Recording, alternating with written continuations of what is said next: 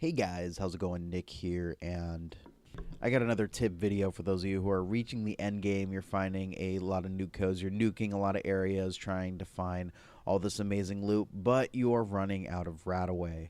You can use the hazmat suit, but you don't get any armor pieces with it, so you die pretty fast inside these nuke zones. And I don't know about you guys, but I didn't actually get the Radaway recipe until after I had beaten the game already. I didn't know where to get the recipe. Someone had told me that you got it from the mission where you're following the Overseer's holotapes, but I had completed that, didn't get the recipe, and then I ended up just server hopping a bunch of times and checking out the White Spring Bunker. That is a definite way where you can get the Radaway recipe. Now, in order to craft Radaway, you're going to need a couple items. First, you're going to need some plastic, antiseptic, some glowing fungus, and some purified water. Now, a lot of these items aren't really hard to get. Purified water, you just need to build yourself some purifiers at your camp. I actually made a video on how to get a lot of plastic early on, so if you want to go ahead and check out that video, that's where you can get some plastic. Antiseptic you can usually find all around the world. Anything that has to do with cleaning material usually has some kind of antiseptic, and you can find it on top of higher level enemies like sentry bots and stuff.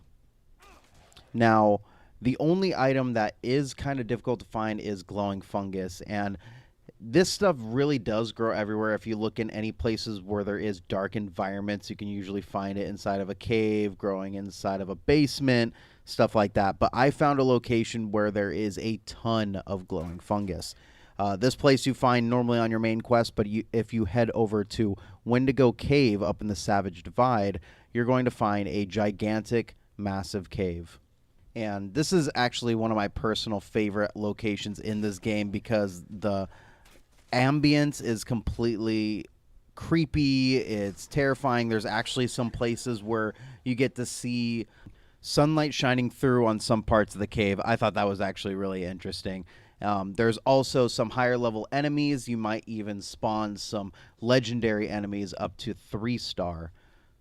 But the real prize here is the abundance of glowing fungus, and you are really going to find this stuff everywhere. And the greatest thing about this item is it actually glows, so you can see it from a distance. Now, the biggest thing you want to make sure is you want to have the green thumb perk. I've covered this in a video before, but if you don't know, it actually doubles whatever you harvest from a plant. So every time you harvest from a glowing fungus, you're essentially going to get 2 every single time.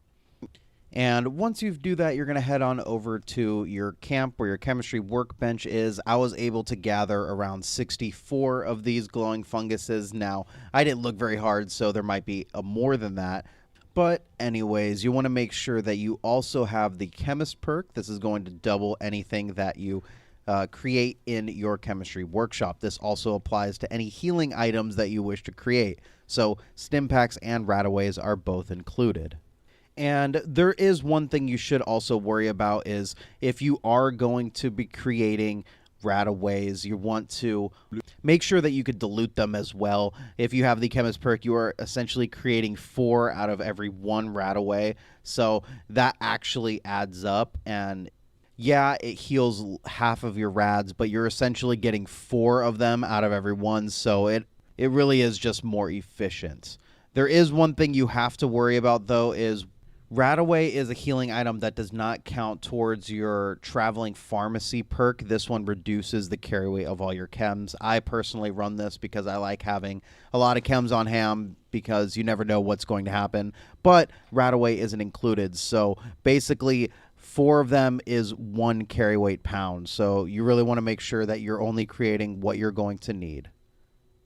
But there you have it, guys. That's going to be it for this video. This is a very fast way to gather some Radaways if you guys are going to be farming some ghouls over at White Springs or hunting the Scorchbeast Queen.